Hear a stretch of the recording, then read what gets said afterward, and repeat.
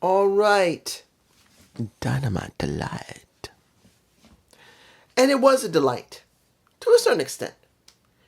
Only 4 matches in this show, which was nice to see. Not 6, 7, or 8 matches. 4. Some level of focus and character development. They did move on from certain things that I didn't agree with. And it did focus somewhat on things I wouldn't mind seeing. So I will say this show was better than we normally would see. But we got some interesting stuff at near the... some nice juicy stuff near the end of the show. But let's open with the opening of the show. We got Renee Paquette talking with Jay White. And what did we get? We get Jay White talking about Death Riders, going to be working with Rated R. I really don't really see Rated FTR. Doesn't really roll off the tongue very well. I am getting used to the cope. Because he can't use edge, but he is using cope. Which it is beginning to grow on me. It doesn't mean I like it, but I am getting used to it. But what do we get? Death Riders, Copeland, and FTR with Jay White starting a fight. And what we get at the end of that fight? First, we get the Cope wanting a match at Revolution, and pretty much Mox saying, kiss my ass. Then we're going to get a match at... Let me give it to you like this. The way they're setting up Grand Slam is not bad, but then it's like... It's really hard to accept this because of us dealing with Tony Khan. I'm putting it in perspective. If Tony was not there and it was the Bucks who was doing the matches and they were just neutral, it would feel better. But because it's Tony, it's the problem. Because we know Tony is still in the back. Tony is still running everything. And I would have liked the Bucks to be the neutral party in this situation. Because seeing that Tony is still there makes me still think that Tony is booking like Vince. And it just doesn't feel right to me personally. Was the setup for this Brisbane brawl over in Brisbane, Australia going to be good? I don't know. It'd probably be fine, but the story building going to Revolution is still the issue here. Because we still don't know if there's anybody working with Moxley, which I don't believe there is. It's just Moxley by himself, and that makes the entire storyline sucks. We're going to try and give the title to Copeland. Hopefully it's going to work out once he does get this title, because it really does look like they're setting it up for him to win it. And to be honest, at this point, there's no one else they can do it with, because the one I'm going to talk about now, MJF, is not developed enough. Because look what we got. MJF coming out. MJF trying to bury, and did bury, Jeff Jarrett. And I know I'm skipping around because I should be talking about Hangman Page, what happened with him and Caster, but it doesn't really matter about Caster. It was the catalyst for Caster to face an MJF. And then MJF to be interrupted again and getting faced with a Hangman that eventually they will be meeting. Because those are the only two, after they developed enough, that can go after the title when it comes to Death Riders. Those are the only two. But they're not developed enough yet. So if they're stupid enough to throw them at them right after Revolution, will be stupid. So they're going to have to build them up because they still are not credible enough. But then we get the last of his kind, because we already met the last outlaw. Now we're meeting the last of the kind in a Dustin Road. Now, did I like what Dustin talked about? Yeah. Dustin made it very clear he was the last one. And seeing that I knew that MJF was going to throw the exact thing that Dustin talked about being clean for 16 years. And he doesn't like how MJF is screwing over everybody, talking about everybody. He didn't say directly that you fucked over my friend Jeff Jarrett. But basically that's what he did. Which is fine. Because at this point, Jeff is no longer the focus. It is now Dustin that a newly beginning building up of MJF is there. And what did we get? We got a little taste of them actually poking at TKO WWE. That you'll never be as great as your brother, your baby brother, and that's when the fight breaks out. Now we're going to have a match. Do I believe that was good booking? No. Do I believe they had no choice but to book it? Yes. Because they got to do something with MJF. They're going to have to rebuild him to the point where he could be a credible threat to Moxley. But as I said earlier, it's going to be MJF dealing with the only other person who's been developed enough that with time, I say in not easily 3 or 4 months, or 5 months for that matter, of a Hangman Page. They're the only two that seem to be developed enough that could actually go after a Moxley and the Death Riders. Do I believe that's the best option? Yes, unless something happens, this is all we got. Moving on. The first match, Will Ospreay versus, and this is where it didn't make any sense, Mark Davis. Now, maybe there was something shown on Collision or on ROH. I didn't see it. So seeing that he did this without him having to say this is unfair, but then you signed a freaking contract, and I don't want to hear the contract being spoken by Excalibur or Tony Schiavone. None of that. I would have liked to see Don straight to the face of a Mark Davis with Kyle Fletcher by his side. You got to do this, motherfucker. You signed the contract. This is the deal. And hearing that Don was explained 2 years ago, he signed it, wouldn't have been good to actually see it. So that was a mistake I didn't agree with. But he had to face a Will Ospreay, which wasn't a bad match. But it's not the point being a bad match. It wasn't developed enough. I didn't see anything from Mark Davis. We hadn't seen him in a while. Next to that big bruise on his freaking thigh. Haven't seen him. Now, if he had been on Collision, admittedly, I haven't seen much of Collision because I've been doing several videos, so I haven't managed to see it. But honestly now, what I'm seeing here is not a developed Mark Davis. And seeing now he's supposed to be working with the Don Callis family, and then what do we get after that? We get pretty much Kenny coming out saying that he doesn't need to do this. You don't need to go down that dark road. But if he's under a damn contract, how does that make any sense? I'm just saying. I know I could say something of Kyle and Kateska coming out. That's not necessary. Next match. The Hounds of Hell. Newly minted. That this is no longer the House of Black. This is the Hounds of Hell. And I will say this. Seeing that the last Collision, we got Okada being faced by a, well, I gotta say this about Buddy Matthews. I actually like Buddy Matthews. I always thought Buddy could talk, and he has to look, and he has to feel of a main event. Well, of a main eventer. But I'm saying this openly. If they don't push him correctly, this will collapse on itself. Because yes, the Hounds of Hell could be interesting if they're only going to do this seldomly. Because as far as I can tell, they're going to make them into a tag team, keep them as a tag team. But then, do I believe that Buddy Matthews could win against Okada? No. Because he's not by himself. He's still working with Brody King. And not even against Brody. I'm not. But when we saw Kateska and Fletcher fighting against them, and let me give it to you like this. Was it good to see Okada coming out? Yes, because Buddy Matthews. But did it make me think that the match could go in Buddy Matthews' favor? No. But you never know. You never know. Some of this show was surprising to a certain extent. Of course, the Don Callis family won. But do I believe Buddy Matthews will be allowed to go further than just Okada? No. But I believe he should. Because they need new main eventers. It's just me.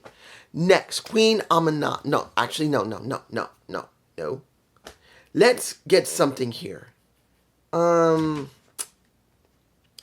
did I believe happened when I saw Renee Paquette and a doll, a puppet of Mercedes Moné being Let me give it to you like this.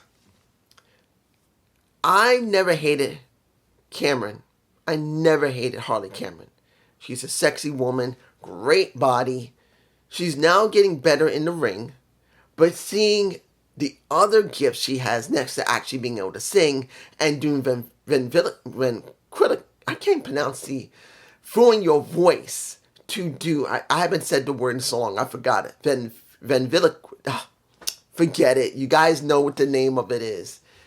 But seeing that she can throw her voice into the hand puppet was nice. Yes, she was smiling, but it was actually interesting to see other aspects of Harley Cameron.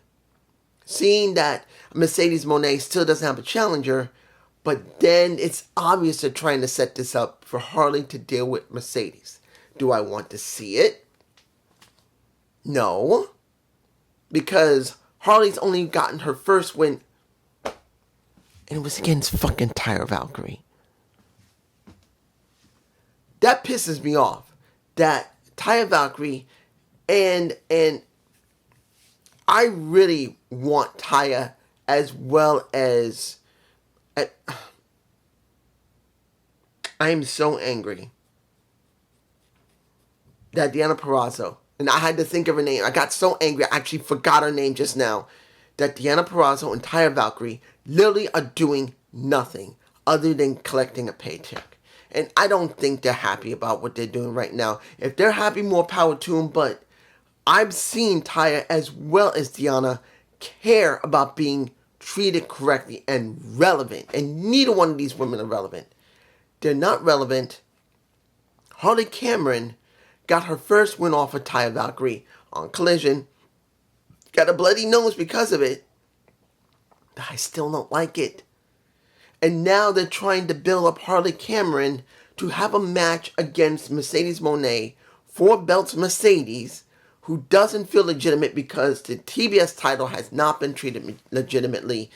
And I would like to see, again, a storyline between Mercedes and Saraya.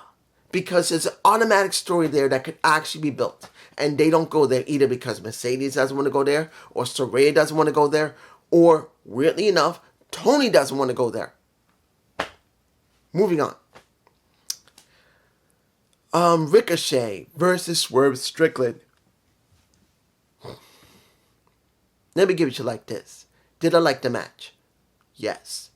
Seeing that Ricochet nailed him in the back with a chair when he was wearing the embassy robe wasn't bad. It wasn't something it hasn't been done before.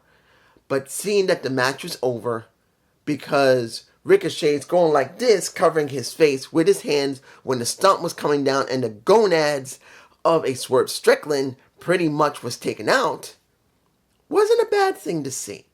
It wasn't. I'm sorry. It was not. You didn't like it. I understand it. But it was okay. They're still doing the story, and now Prince Nana's robe for the embassy that he created from ROH has now been taken by Ricochet, and now they're going to probably fight over that damn robe. And the honor of Prince Nana's embassy's group, even though it's only just those two. Do I care about the storyline between the two? Yes. Because you got a pretty well-developed Swerve Strickland and a still developing heel of a Ricochet that's going, ha-ha! But then not anymore. Because you don't see him doing it much anymore. He dropped it and now he's just acting like I don't give a fuck. Good. That's not a bad thing to see. Question is, can they continue development of that? What did I think of the Hurt Business and the Gun Club coming back? I don't know yet. I kind of wish they would not rush the match between the two. But Tony Khan wanted to rush this match. Instead of building it up maybe to go over to Grand Slam or Revolution, they're going to have the match immediately next week. Unless they're going to be some type of shenanigans that's going to prevent I'm giving you like this. I would rather they just built this up. I don't agree with it. I don't. They just came back and now they're getting a title match. And even though they supposedly had a title match in their pocket, I would rather they wait. But I don't like it. Now, the talk before this was okay. I didn't mind the Hurt Business and seeing everyone's loving the Hurt Business because they're chanting, "We hurt people." That shows how over they are. And I like that. But I'd rather they have credible people going after them instead of throwing people at them, build them up. But this is what we got, and I don't agree with it. What do I want to say? Let's get to the part that I've been waiting for. If I'm missing anything, I'm sorry. You see the copycat name. You see the thumbnail of a tasteless Tony Storm sucking on a finger. Boy, woo, damn it. We got tasteless Tony Storm up against Queen Aminala. Now, of course, Harley Cameron was not there, Miss Balloon Titties, but we did get Mariah May there. Miss I Am the Hottest Shit there where she has not been. But within 2 minutes, after Queen let me give it to you like this. I'm botching Queen Aminala's name. We get Tasteless Tony Storm dressed as Mariah May, the older version of her, putting her finger in her mouth, sucking on her finger, and wearing something that just shows that ass. Look, if you did not like this match where you got Queen Aminala, who is a beautiful African woman, who doesn't have boobs, but she got the biggest butt, and she's slender to go with it. Gorgeous woman. But then you get a bit of a shorter woman in a Tony Storm who is got thicker legs, no breast, and thick thighs, and you're going, and she is thick. She's thick. Thicker than Queen Aminala with her legs and her ass. And we get a match between the thickness versus the thick. You got a difference. Queen Aminala, thick. Tasteless Tony Storm, thickness. You got one versus the other. And in between that, Mariah May is just pissed off that Tony Storm is being put over by Tony Schiavone, being put over by Excalibur, being put over by Taz. She can't stand that she's acting like her next to what was it? Her extensions falling out of her head. And luckily I don't need any extensions yet. I'm not like Hulk Hogan. We pretty much had a good match between the two that led to Tony Storm winning and Mariah May getting angry once Tony is acting like Mariah and she can't stand it. Now, I don't know when Tony Storm finally transitioned back because I didn't see it. Since I've done several videos, since also I've been sick, I haven't seen when she transitioned back to Tony Storm, the tasteless one. But I can tell you this, it's a lot more fun seeing this version of Tony Storm than the rocker Tony Storm. I'm sorry, she just didn't feel right. Particularly that she debuted on Rampage. Here, she feels like she debuted correctly as Tony Storm. Of course, it's probably done on Collision, and I didn't see it, but I will tell you this part I loved. Not just because I saw Miss Thick in a Aminala versus Miss Thickness in a Tony Storm. It was a decent story where they had a good match between the two. Mariah May is pissed off, which I think is the only storyline that works with Mariah May because everybody else she's gone through just felt empty. That's the truth. Without Tony Storm, Mariah May has felt very insignificant. But now at least she is working with Tony Storm, the correct version of Tony Storm. She feels more substantial. What did we really get here that's going to be leading into Grand Slam on the 15th. I'll give it to you like this. I'm more interested in watching Dynamite. And if I can, I'll watch Collision on Saturday as well. But I am very concerned. This was not a bad episode. It was not.